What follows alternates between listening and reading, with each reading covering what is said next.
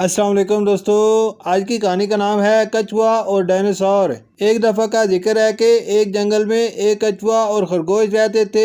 एक दिन कछुआ जंगल में इधर उधर घूम रहा था। इसने जंगल के बारे कुछ जानवरों से सुन रखा था कि इस जंगल में हजारों साल पहले बहुत खतरनाक और बड़े बड़े डायनासोर और खतरनाक जानवर रहते थे और बहुत बड़ी बड़ी खौफनाक उड़ने वाली चमगादड़ रहती थी जो जंगल से छोटे जानवरों को खा जाती। लेकिन कछुए को इस बात पर यकीन नहीं था।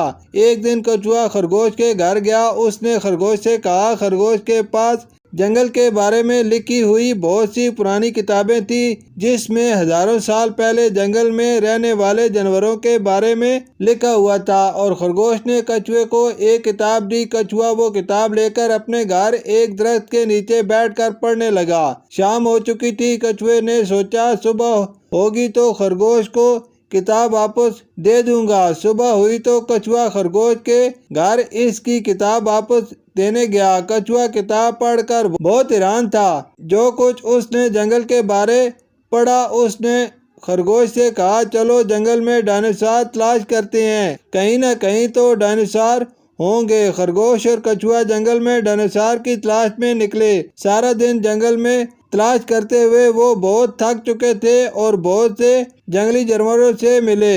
दोपहर का वक्त था। इन्हें बहुत भूख लगी। नदी के किनारे बहुत ही हरी भरी घास थी। खरगोश ने घास खाई और नदी से पानी पिया और कछुए ने नदी से मछली खाई। इतनी देर में नदी के किनारे एक हिरन इधर उधर घूम रहा था। कछुए ने जब हिरन को देखा तो वो जल्दी से पानी से बाहर आया और उसने खरगोश से कहा, जल्दी भागो, यहाँ बहुत बड़े डायनासोर हैं। कछुआ और खरगोश वहां से भागकर अपने घर चले गए और उन्होंने दूसरे जानवरों को बताया कि नदी में डायनासोर हैं। बाकी सब जानवर भी डर गए और वो नदी के पास ना जाते।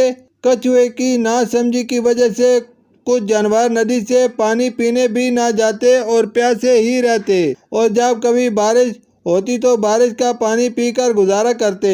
इस कहानी से हमें ये सबक मिलता है कि हमें जिस चीज के बारे में इल्म ना हो इसके बारे में गलत अफवाहें नहीं फैलानी चाहिए ताकि दूसरों के लिए परेशानी का बायस न बने। शुक्रिया।